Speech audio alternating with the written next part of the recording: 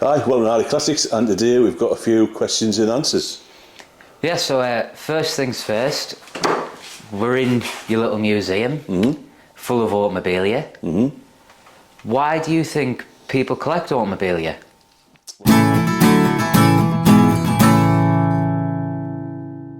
Well, I know why I collect it, because I like it. Why do people collect automobilia? Why do people collect anything? Why do people collect stamps? Or why do people collect wives? Why do people collect anything? I don't really know. For me, I collect automobilia because of, well, obviously the car connection. When I first bought a classic car years and years ago to restore, I think I bought a couple of signs to put on the wall to sort of dress the garage up that it was sitting in. So for me, it sort of stemmed from there.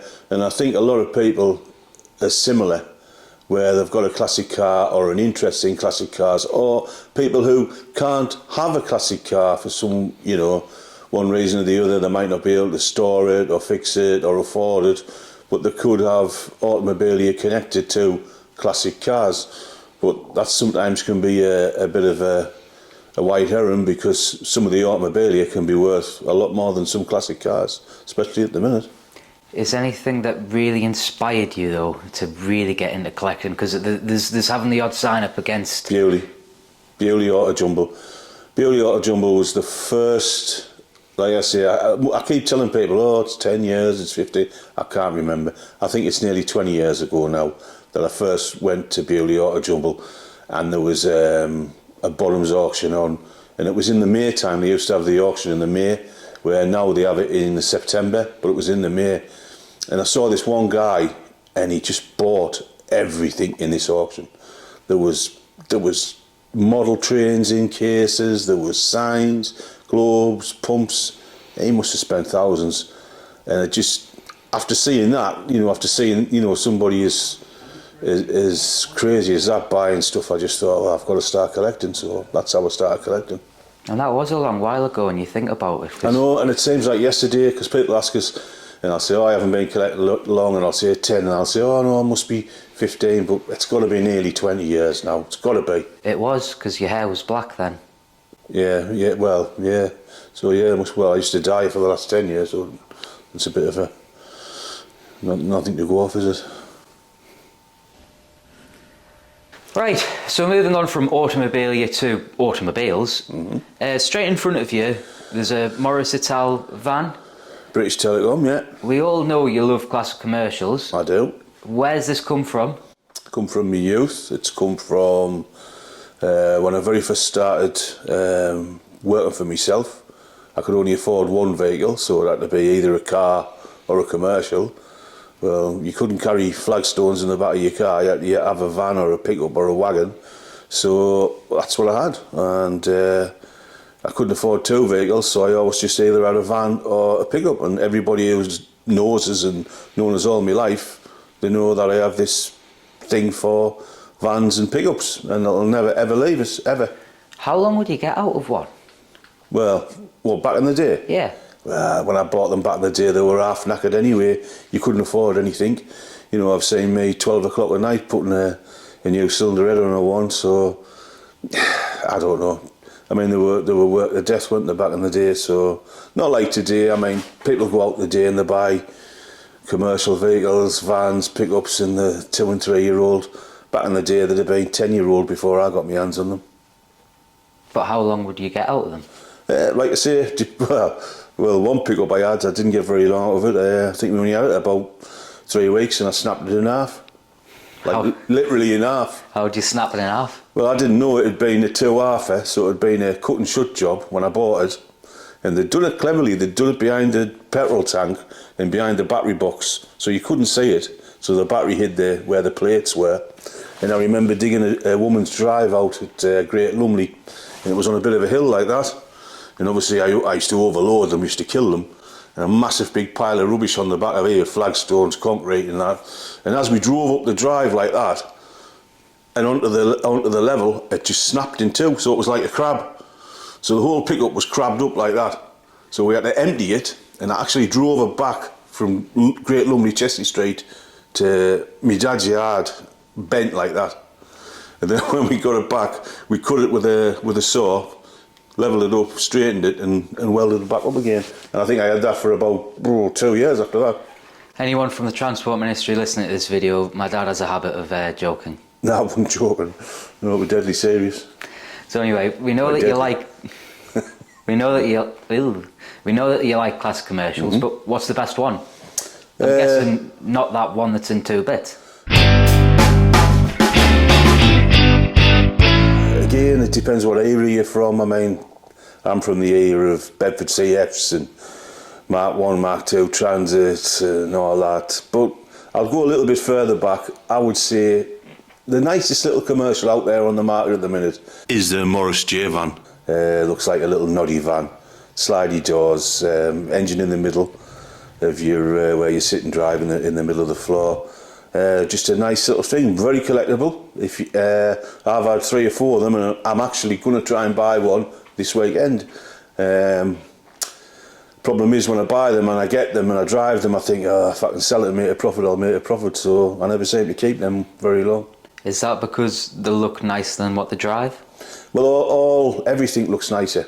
We all have this romantic illusion of, let's go back in time, and I remember when I had one of them, and but actually when you get in them, they generally drive like a pile of crap, to be fair. And I know people out there will be saying, I shouldn't say that, but it's true. They drive like a pile of crap. You're getting a brand new car today, it doesn't matter whether it's a Kia, a Dacia, or any of the makes that were frowned upon, and they drive 100 times better than, say, that Marina van. So but they don't look as good. No, they don't look as good, and they probably won't go down in history as anything,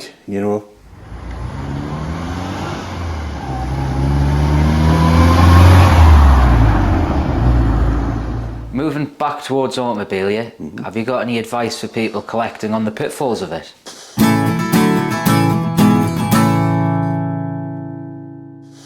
Pitfalls. Well, I've made a few mistakes myself when I first started collecting.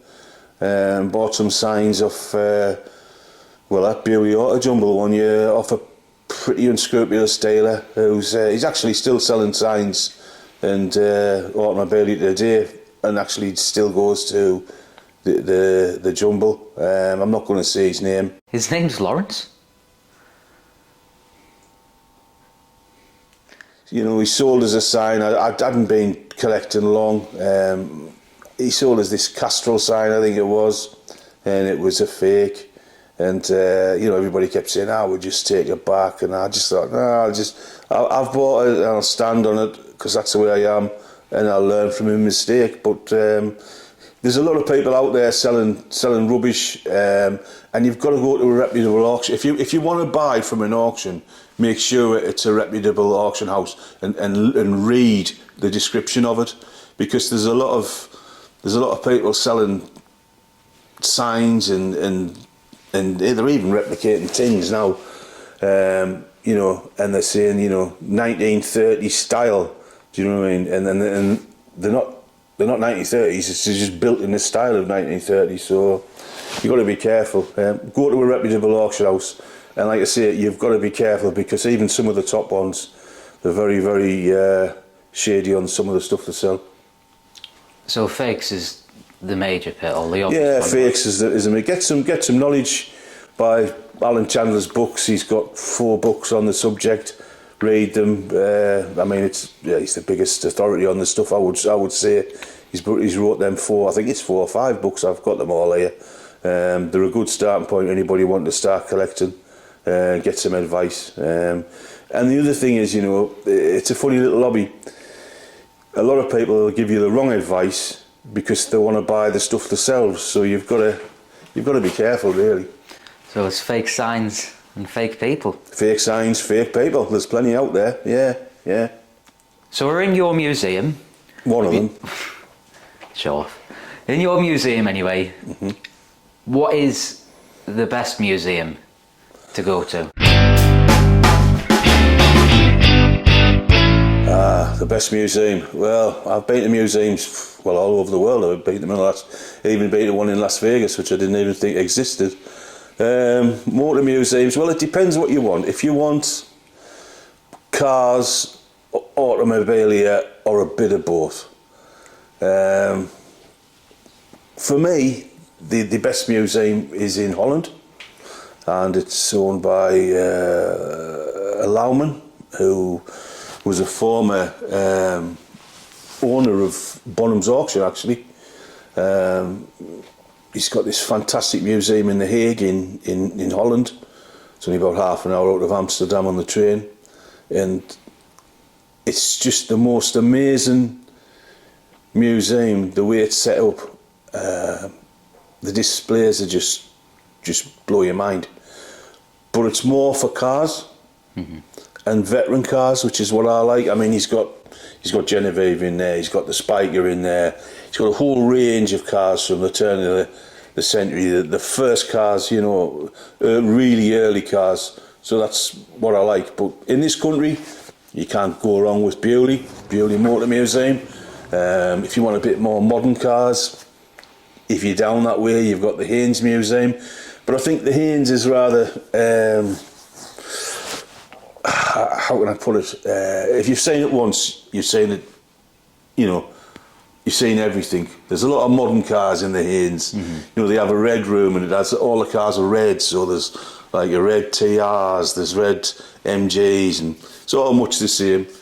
Other than that, if you want automobilia, I would say the Cotswolds Museum.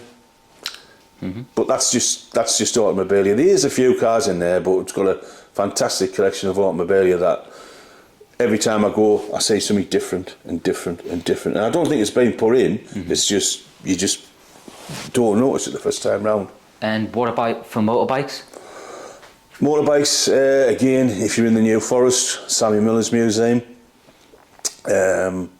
Great museum. A little bit of automobilia in it, but mainly just motorcycles. He's still working in that. He still works every day, actually. And if you go down there, you'll probably see him in his workshop.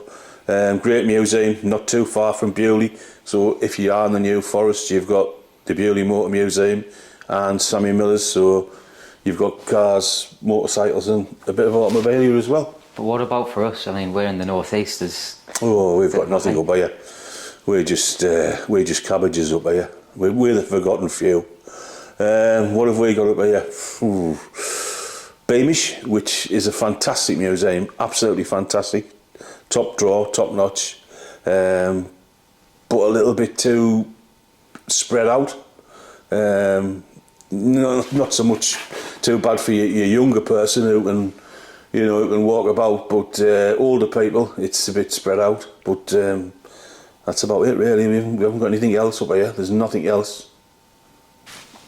Right, so before we wrap this video up, last question about this museum itself. What would you say is the most unusual thing in here, apart from you? Unusual? Well, it's all unusual. Well, it's unusual for a fact of that it survived that long. So something that survived over 100 years, that was only meant to be an advertising tool. So, you know, as things come and go out of fashion, they get thrown away, don't they? It's like, you know, you could be advertising, you know, one thing one day and then it's out of fashion, so it gets thrown away. So the fact that this stuff survived makes it rare and unusual.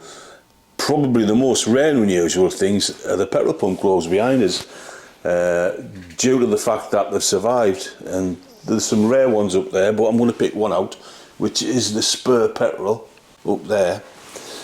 And the reason it survived is it was stored in a loft, somebody's loft there. It's stored in a loft, and the guy went in the loft to do some renovation work, and he found it wrapped up in insulation in the loft. But the strangest thing about all these petrol pump globes, these are all glass petrol pump globes, and they were meant to, if you don't know, they sat on the top of a petrol pump for the branding. So if you were selling Shell or Dominion or whatever, you had your pump and then you had your globe on the top. So the fact that they sat outside in all weathers, night and day, wind, rain, hail, snow and whatever, and some of them are 100 years old, for them to survive is amazing in my eyes. So probably the petrol pump globes. How long do you think it'd last now if you put them outside? It wouldn't last 5 minutes. Somebody would want to shoot them with an air gun or something silly like that, wouldn't they? You know what I mean? Or some green party would want to come along and make you take them down because it was offensive to somebody. So, no, not long at all. Right, well that's another round of questions. If you like this video, please like, share and subscribe, and if you've got any questions you want to ask Andrew, just put them in the comments. Bye bye now.